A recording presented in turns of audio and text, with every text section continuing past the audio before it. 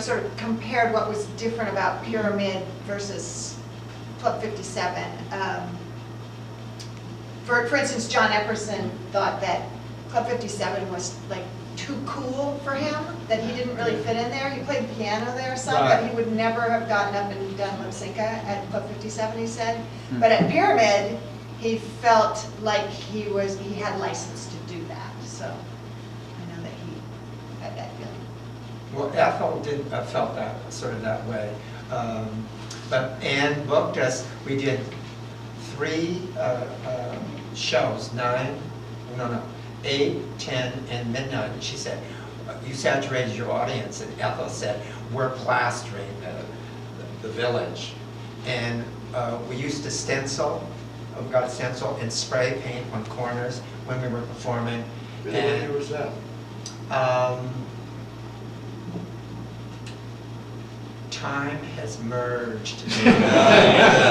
Decades blur. Last century, got it. Are there any pictures of those stencils? They wore off pretty because we got so high sometimes from spraying on the open street. It's very difficult to do a show because you got this massive migraine. But people thought it was just fabulous that we were wandering in heels on the stage and not quite sure what was happening. Because there's a whole history to street art and stenciling. That's what years. You know, like Anton Van Dalen sort of started something which got sent to Bachman and all those people. Well, also there was the thing about those shows, the only way to advertise them was to wheat paste posters, which was illegal. So you had to take somebody to watch out for the cops while you were advertising your performance. There was no email blast. And there's a turf war because professionals are being paid yes. $50, $75, or $1 to put up a poster, and they would blanket all walls, and it was just a constant war. Yeah. We used to do and nothing it lasted later. long. No, nothing will last too long. But while it lived, it was there. But there was a whole history to posters, especially with once the copy shops got around. And then by the time you got to the late 80s, I think that was during the time of Dickens, they started giving fines of $100 each for every poster they found out. Yeah. They found out. So even if it was like CBGBs and that wasn't the band, they would go to CBs, and then all of a sudden, because the ACLU took on one case, the person had like a $10,000 fine with all of these 100 posters and $100 each. And that's the beginning. That was another gentrification for us, was really going after that. Like the smoking, there was just these incremental losses of different rights. Controlling visual art. Yeah, and streets. Yeah, just like what they're trying to do with graffiti. It's Is it art or same not? history, yeah. Yeah. Brian? This is kind of a thing about gentrification, I guess. I have to say that I was born in 1981, so I have no concept of what New York was like back then. But I did come here 2 years ago following the myth of this, thinking that New York had something of this left.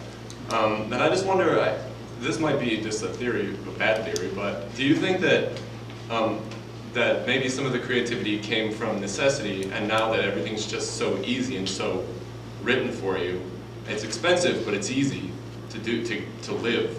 Do you think that there's no reason for anything like this to come out of culture, like youth culture or any culture today? Just because it's not a necessity for anybody.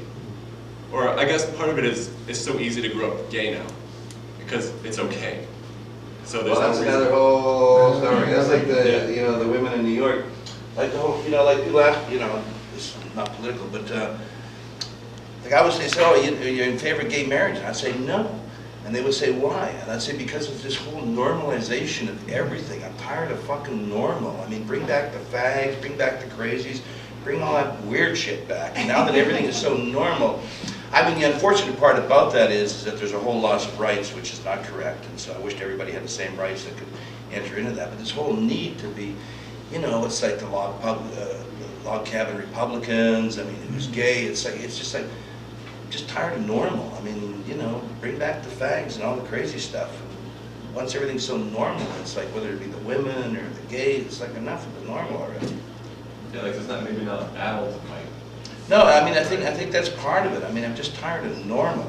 Clayton brought up a word that I think ties into the question you're asking, which was careerism. right? I think we need to think about the MFA-ism of the art world that has happened in the last 20 years, right? Now everyone is going to art school and getting this degree.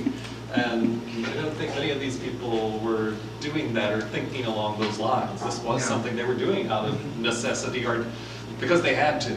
Self-expression. Yeah, self-expression. You can't stop me. I mean, no amount of either me having money or not having money is going to stop me from getting on that stage in this ragtag costume and singing this kooky song tonight, you know? And with this normalization factor, you know, like if you go to a rock and roll show now, like I live around the corner from Mercury Lounge, and the only way you can tell the difference between the crowd is what t-shirts they have on. I mean, before it was really distinct. It was like goth and punk and metal, and they were really different looks. And now you go around the corner, and it's like, other than looking at the t-shirt, everybody's the same.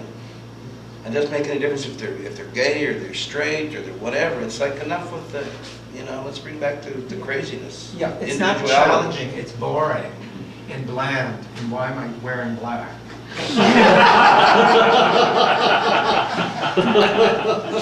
Black.